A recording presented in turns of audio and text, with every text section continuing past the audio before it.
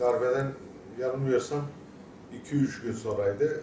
Sınırımızda güvenlik kuvvetlerimiz bir tane teröristi yakaladılar. Kendisi Türk vatandaşı ama Suriye'de 20 aydır. Orada PYD'nin içinde, PKK'nın içinde, ondan sonra PYD'nin içinde görev yapıyor. Tam bir terörist. Onun ifadesi kendi PYD üst komutanlıkları tarafından sınır bölgesindeki, yani Irak sınırından tutun da Hatay sınırına kadar olan tüm bölgelerde onlara özellikle tabii ki bilgi aldığımız terörist Rasul Ayn'da, karşıda bizim Ceylanpınar Rasul Ayn'da oturuyor. Söylemi şu: bize verilen talimatlar sınır bölgesinde konuşulan ağır silahlarınızla darbe girişimi başarılı olduğu takdirde, yani onu bekliyorlarmış. Ceylanpınar'a gireceklermiş. Darbe askerini kesinlikle dokunmayacaksınız. Polisi bir de sivilleri öldüreceksiniz.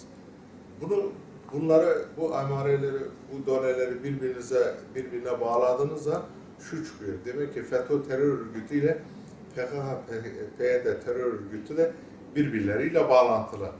Yani düşünebiliyor musunuz? Diyor ki darbe askerine dokunmayacaksınız. Yani bunlar o teröristin ifadelerinde bunlar mevcut, soyut değil, somut olarak ve mahkemeden sonra da tutuklandı ve cezaevine gönderildi.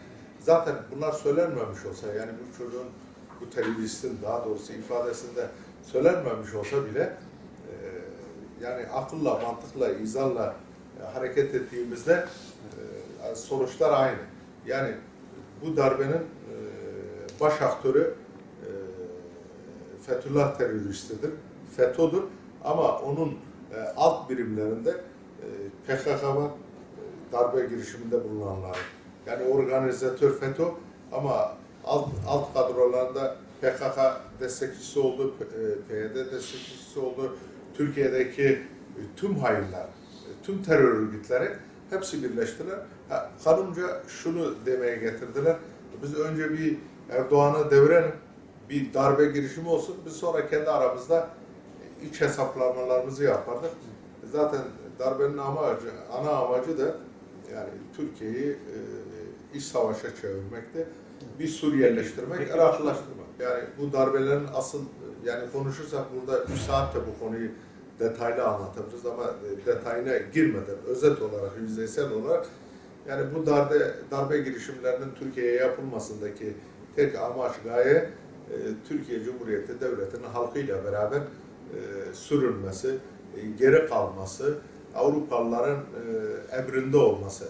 Yani dikkat ederseniz 60 darbesi, arkasından biz muhtıraları saymayacağız.